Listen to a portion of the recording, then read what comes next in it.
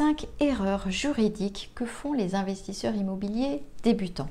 Bonjour, bienvenue dans cette nouvelle vidéo. Je m'appelle Valérie Mouline-Denis, je suis avocate en immobilier au barreau de Paris. Aujourd'hui, j'ai envie d'aborder 5 points, 5 erreurs juridiques classiques. Premièrement, c'est au niveau du contrat. On va prendre un modèle de contrat, que ce soit pour un bail, que ce soit pour des statuts, que ce soit peu importe quel type de contrat.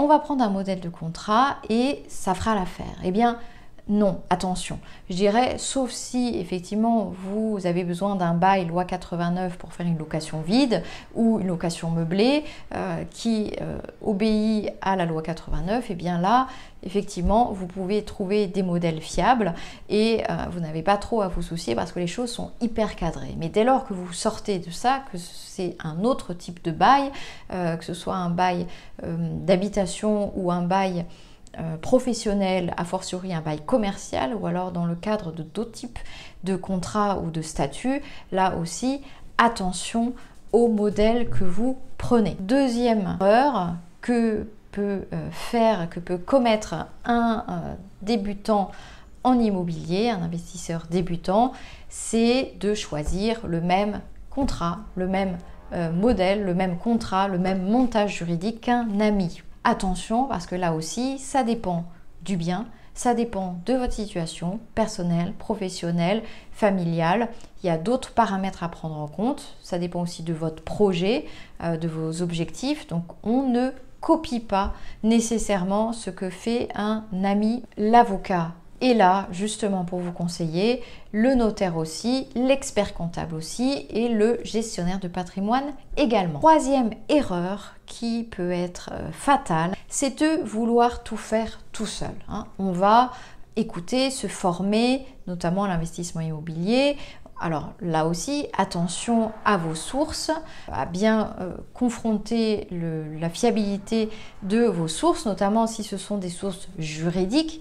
Attention aussi, vous allez acheter, visiter, négocier, rédiger, faire des procédures même judiciaires tout seul. Attention, là aussi, je sais qu'on est à l'heure d'Internet, de Google, de YouTube, des tutos, etc. Mais il y a aussi des limites à vouloir tout faire tout seul.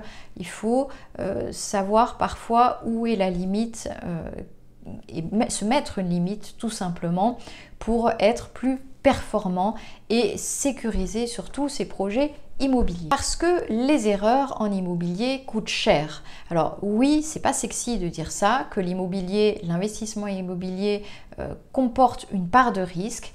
Et donc, on n'achète pas de l'immobilier, on ne fait pas de l'immobilier comme on fait du dropshipping ou comme si on achetait une baguette de pain. Il y a des conséquences parce que généralement, quand on fait de l'investissement immobilier, on va lever de la dette.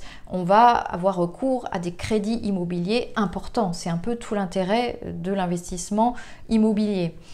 Et on va s'engager. Donc, la pierre, c'est aussi un élément qui vit. Donc il va falloir l'entretenir, la conserver, la réparer, combattre parfois certains ennemis.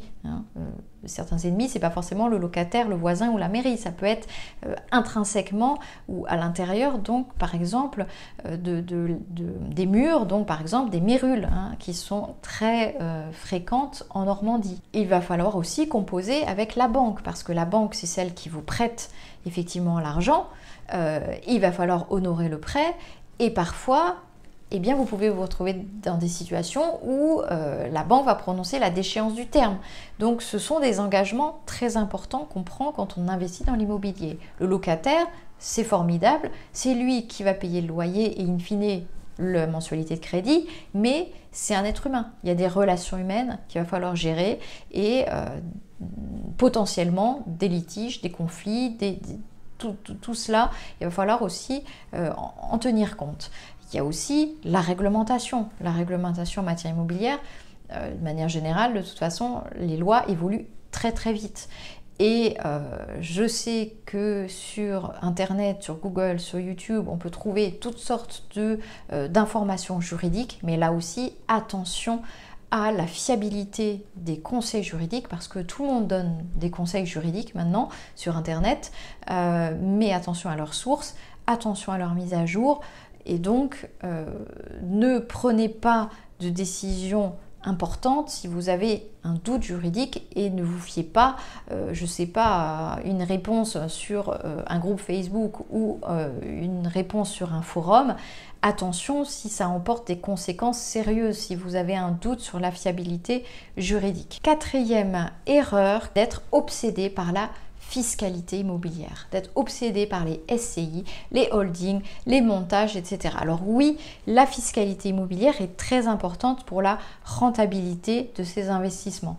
C'est vrai, pour faire certains arbitrages également. La fiscalité ne doit pas être mise de côté et c'est ce qui fait la différence entre un investissement rentable et un investissement qui coûte tous les mois ou tous les ans.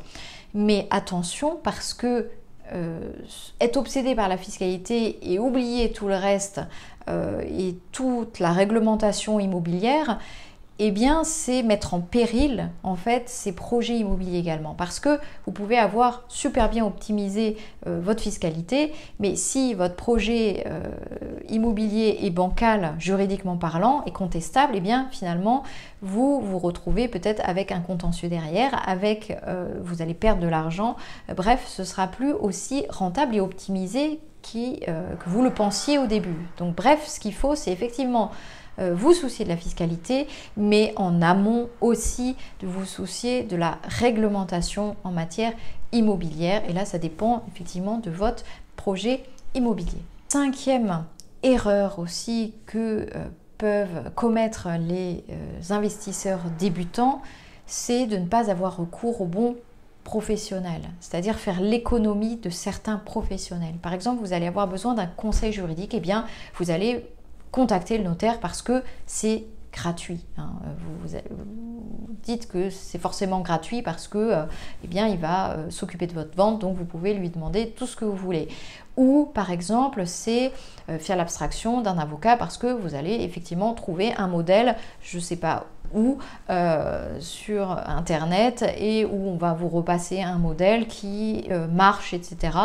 Attention là aussi, attention aussi à ne pas faire l'économie d'un bon comptable et à vouloir à tout prix trouver par exemple un comptable en ligne le moins cher possible, etc. etc.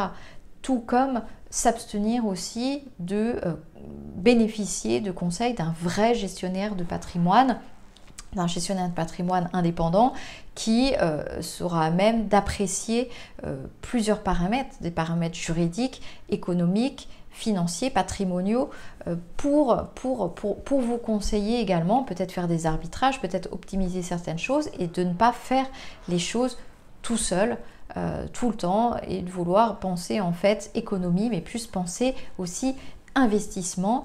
Et en général, voilà, ce type d'erreur se retrouve chez des novices. Les investisseurs immobiliers qui ont l'habitude d'investir savent là où ils doivent investir et ce qui est intelligent en fait, de dépenser parce qu'ils sécurisent leur projet immobilier, ils font des bons choix et donc ils investissent auprès de professionnels parce qu'il y a certains besoins et qu'ils savent qu'ils seront forcément gagnants sur la durée, au lieu de chercher à tout prix à faire des petites économies.